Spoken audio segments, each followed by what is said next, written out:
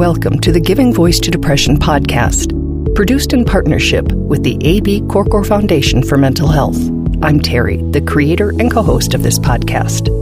I've lived with depression most of my life, and I know how easy it can be to feel all alone in the experience. I'm not alone, and you aren't either. And I'm Dr. Anita Sands, a licensed clinical psychologist and life coach with a number of my own diagnoses, all of which bring a certain amount of anxiety and depression along with them. There is great power in shared experiences. We share our own as we engage in intimate and candid conversations with our weekly guests, exploring different perspectives on and experiences with depression. We keep it real because depression is real. We keep it hopeful because there truly is hope, in spite of what depression tells you. Hello, Anita. Hi, Terry. A new study was released last month in the Psychology of Sport and Exercise that looks at why, when there are clear psychological benefits of physical activity, athletes often experience poor mental health. The findings reveal that athletes' belief systems, specifically irrational beliefs, are related to poorer self-confidence and, in turn, greater competitive anxiety and depressive symptoms. Phrases like, if I lose, I'm a failure, or if I face setbacks, it shows how stupid I am, were determined to be warning signs of poor mental health. We will link to a summary of that study if you want to learn more, but it reminded us of an interview that we did a few years back with Brian Dawkins. He played in the NFL for 16 seasons, 13 with the Philadelphia Eagles and 3 with the Denver Broncos. Dawkins, nicknamed Weapon X, had the reputation as being one of the league's hardest hitters. Tough, fearless, strong, resilient. Since leaving football, Dawkins has refined and redefined those words. He demonstrated a very different kind of fearless toughness when he used his Hall of Fame induction speech to disclose to the world that he battled depression and had nearly lost that fight on occasion. He preaches that it requires resilience to face our fears, to ask for help, and to see a therapist to share and process what's going on in our minds, and that it takes a team to help us keep faith when darkness threatens our very sense of self. Here's NFL Hall of Famer Brian Dawkins giving his voice to depression.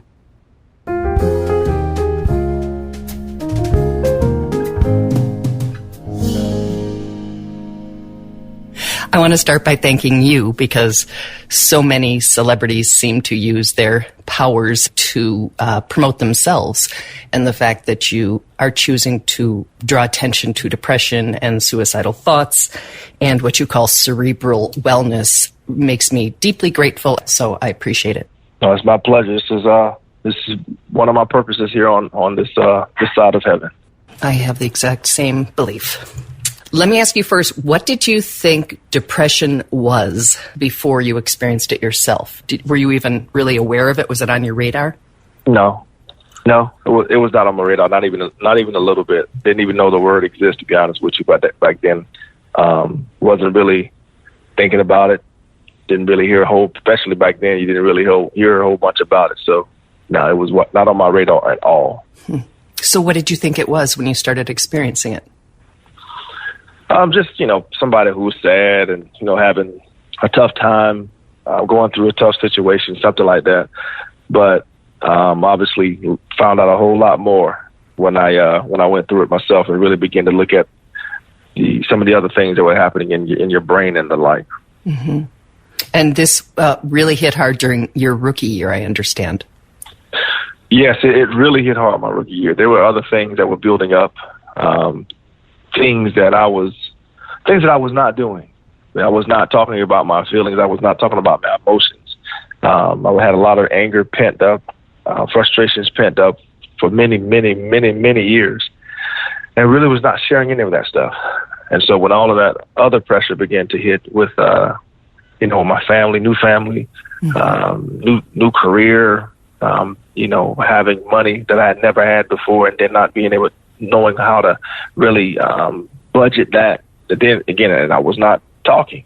Mm-hmm. So it just all those things begin to take its toll. I know that, you don't have to be a man to not talk about your feelings, but you guys have been almost programmed from birth to not share, to be tough, to be strong, all those things. Did that factor into your not talking? Absolutely. Certain things you are to be tough about, but not everything. That is not what was taught to us. It was not taught a balance. Mm-hmm. It was just taught pain, that's weakness leaving the body. That's someone will say. And it's not. Pain is pain. And, when you are going through something, especially when you're younger, and someone is telling you basically to suppress it, you're getting taught to suppress pain, to try to hold in something that you're not supposed to. And then we don't talk about it. Nobody talks about anything. So now you go through your, teenage years doing the same similar thing, and then into adulthood, and you pretty much mastered something that should not be mastered. Yeah. Holding in something, holding it in. And so, one of the things that I've come to understand is that, pressure builds in silence when we allow it to. Something Dawkins wishes he'd understood decades earlier is the importance of having what he calls a blessed pack.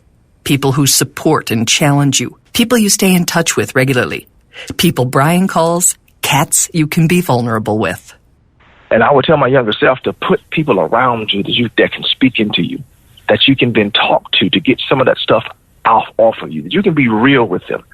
You can be 100% honest with what your feelings are, what your emotions are, what your spiritual state is, what your mental state is. And then what I have in my life is I have people that as soon as we finish with those conversations, we're praying together so that we can now, both of us, get that stuff off of our hands and give it to the Lord. That's how I operate. And that's how I'm able to continuously stay victorious when it comes to those things that would try to pull me back down into that dark place. So that's what you would say to your younger self? Yes. We are both parents, so I'm wondering what you think we need to be communicating to our children, and not just sons. What do we need to be communicating to our children so that they don't grow with the same, I think, very unhealthy messages we had, that, nobody really wants to hear about it, or that everybody gets sad? Yeah, so it's that balance I was talking about. There are things that you do need to suck up, like whining and complaining about some things. You need to be able to deal with those things and be able to take a mental mindset that I'm going to overcome my emotions with my mind by having positive things that I'm talking about to myself about belief in myself. I'm not giving somebody else the right or the power over my thoughts about myself. Mm-hmm. So, I want my kids to know that, like, you can come talk to me, especially now, especially that I've come out and I've been extremely vocal about the things that I have gone through and continue to fight. Just like I know, it is a continuous battle, mm-hmm. a continuous battle that we can win, and I am winning, and I will continue to win. But when I ask them, is everything okay? And they say, yeah, I'm good. No, seriously, you good? You need to talk about something. And they know that I'm a place, my wife's a place that they can come. It's not about being judged at that moment. It's about having an ear for them so that we can then, when we're done, go into prayer and pray about it so that I can empower them. I'm going to ask you a question about faith, and if anything in my wording is incorrect or offensive, please tell me so that I can correct it. But I've been to about 3 conferences. One was called Black Mental Health Matters, and another was a panel. And a number of people on them said that faith is kind of a double-edged sword, that a lot of people are raised with give it to God. And when the it is depression, faith can be a great source of comfort and strength, and it can also perhaps impede recovery if what you need, in addition to faith, is a doctor, a therapist, meds, something else. And that some people feel that they had been misserved by all the attention on faith when they needed something more than that. Faith is a powerful thing for me.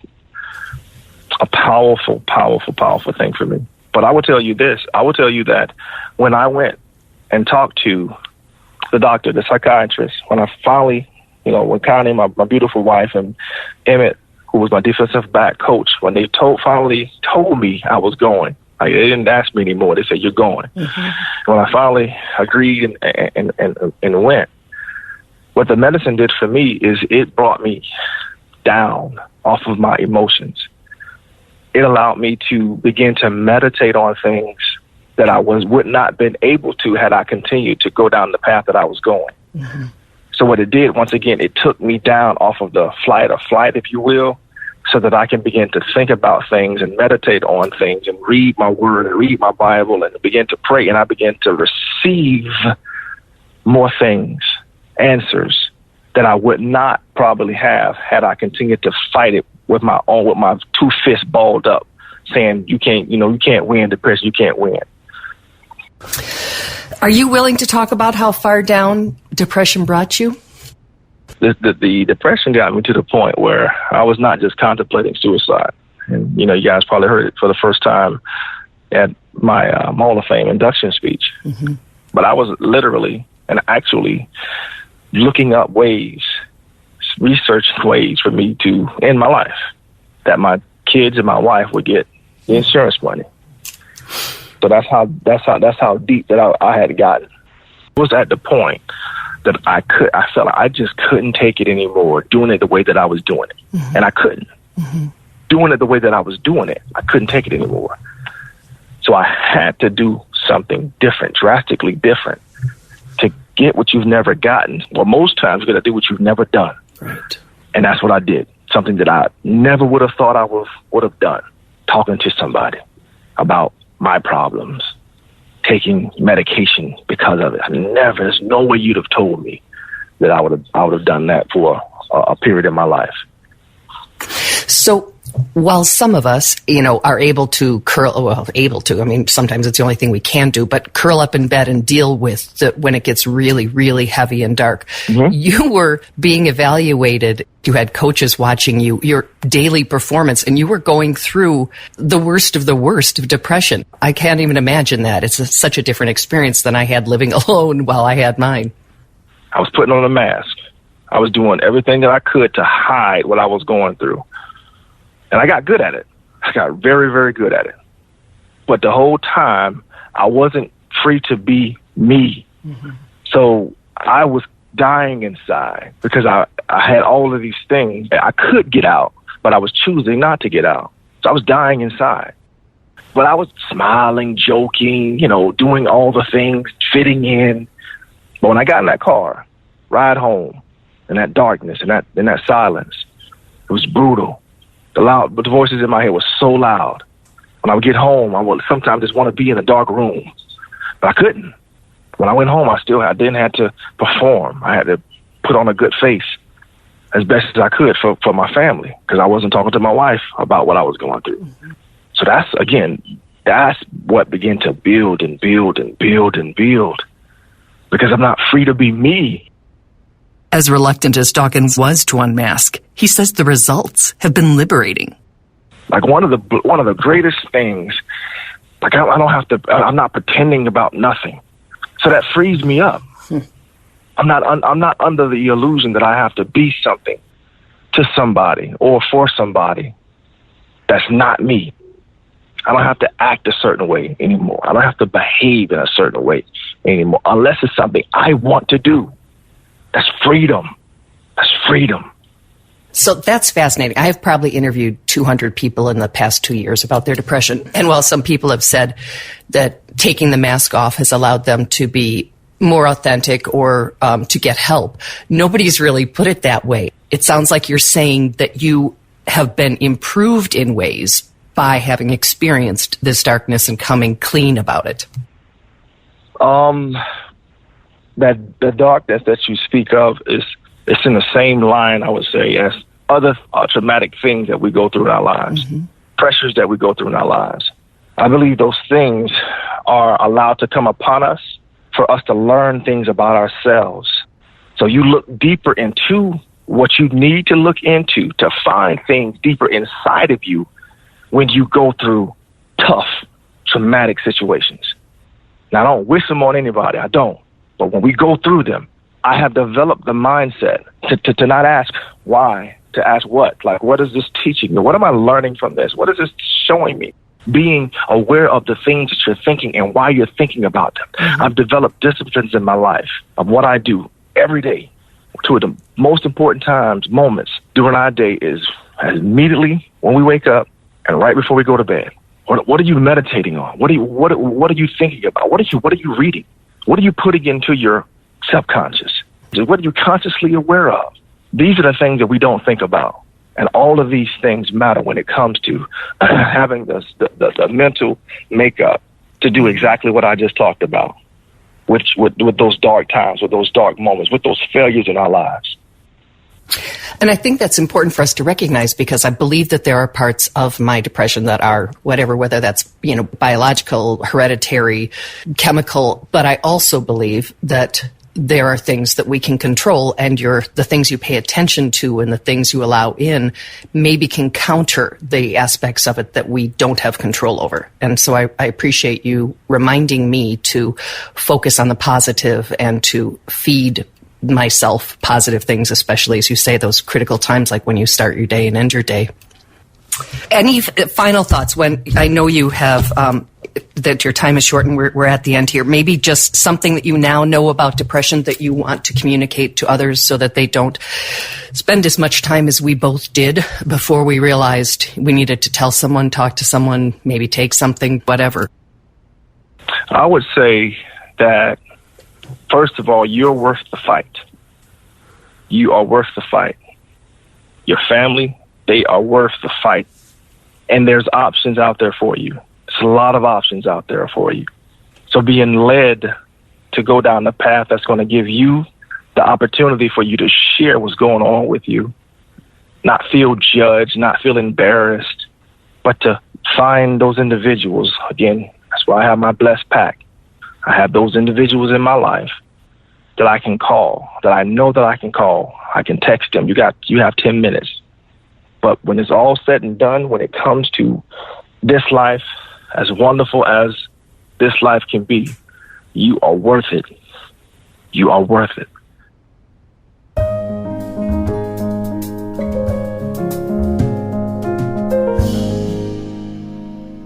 Terry, I love that he ends with "you are worth it," because of course you are worth it. We are worth it.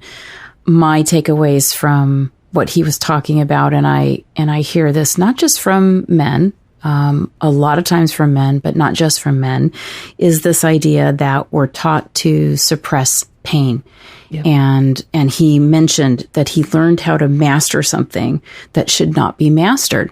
Holding in pain and really, really tough feelings that he needed to be able to talk about, that he needed to be able to feel. And I wish more people had that skill set. I wish more families were comfortable teaching their children, both by example as well as letting them know that this is how you deal with emotions. You don't stuff them down. You don't suppress them. Having a good cry is important, and if you're anxious, you don't hold it in. If you're angry, you got to say, I think we need more of that. And I appreciate so much that he also recommends that you find people you can be 100% authentic with, or 100% honest with, I think he said. So you can take off that mask. You can completely be yourself. All thoughts, all feelings, all experiences are safe to share. And I definitely think that's going to help keep you more mentally healthy if you can get that in your life. And so many people do not have a blessed pack. Mm-hmm. What do you recommend, as a therapist, for the people who don't have friends, don't have family, don't have neighbors, don't have somebody they can just call and say, as Brian said, do you have 10 minutes? I need to talk, and be that real. Mm-hmm. Is that looking for online communities? What do you do? I actually think, we've got two things. Online communities, I think, have been absolutely amazing. Not in all cases. Of course, there's exceptions, but this has been one of the best things about the internet, is the ability to go online at any hour of the day or night and find people who are likely experiencing or have experienced what you have, and connect with them, or at least read their stories or hear their stories, mm-hmm. listening to to podcasts, watching documentaries, YouTube videos, finding that online community and connecting is so important. The other thing, though, is to not discount the power of connecting with your feelings yourself.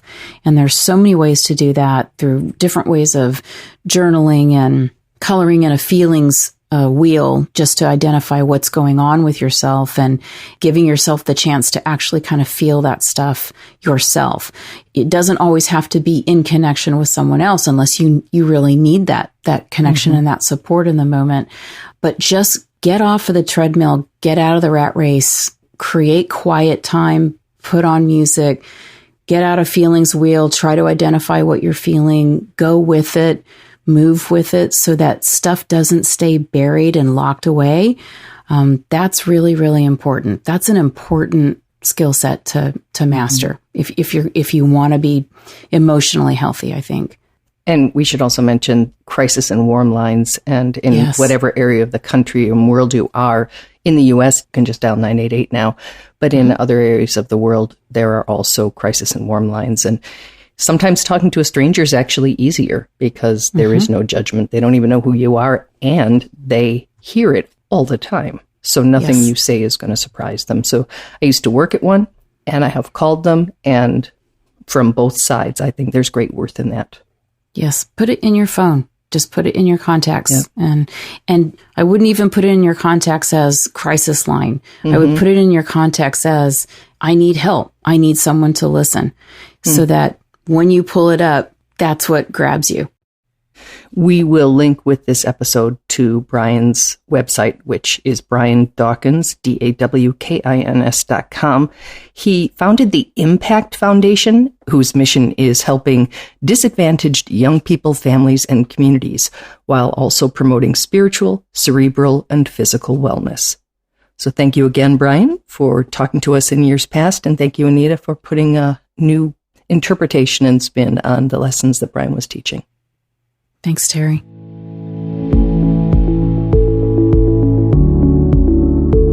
We truly hope that our podcast brings a little more understanding, helps you better articulate and reflect on your own experience with depression, or better understand how to support someone else who is struggling.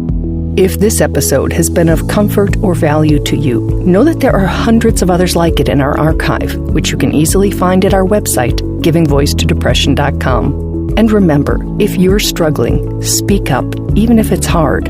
If someone else is struggling, take the time to listen.